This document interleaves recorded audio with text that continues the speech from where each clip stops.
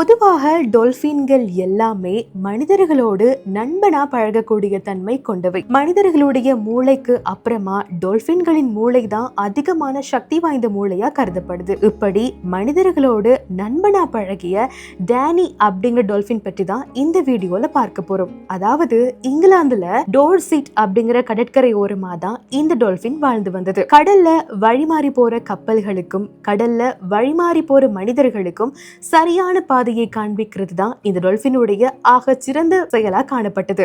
யாராச்சும் ஒரு மனிதர் கடல்ல தவறி விழுந்ததுக்கு அப்புறமா அவரை எப்படி பாதுகாப்பா கரைக்கு சேர்க்கலாம், நம்ம எப்படி தகவல் கொடுத்தா கரையில இருக்கிற மனிதர்கள் வந்து இவரை காப்பாற்றுவாங்க அப்படிங்கிற விடயங்கள் நன்றாவே அறிந்த இந்த டொல்பின் பல உயிர்களை காப்பாற்றிருக்கு அப்படின்னே சொல்ல முடியும். இப்படி சந்தோஷமா பயணிச்சு கொண்டிருந்த டொல்பினுடைய வாழ்க்கையில ஒரு பெரிய விபத்து ஏற்பட்டது. அதாவது வழிமாறி போன ஒரு கப்பலை சரியான பாதைக்கு கொண்டு செல்லலாம் அப்படின்னு முயற்சிக்கும் போது இந்த டொல்பினுடைய ரெக்கையில ஏற்பட்ட காயத்தின் காரணமாக ஒரு அசௌகரியமான நிலைமைக்கு டொல்பின் தள்ளப்படுது. சுற்றி இருந்த மக்கள் எல்லாருமே இதை எப்படியாவது காப்பாற்றணும் அப்படின்னு போராடினாலுமே துரதிர்ஷ்டவசமா இந்த டொல்பின் உயிரிழக்குது.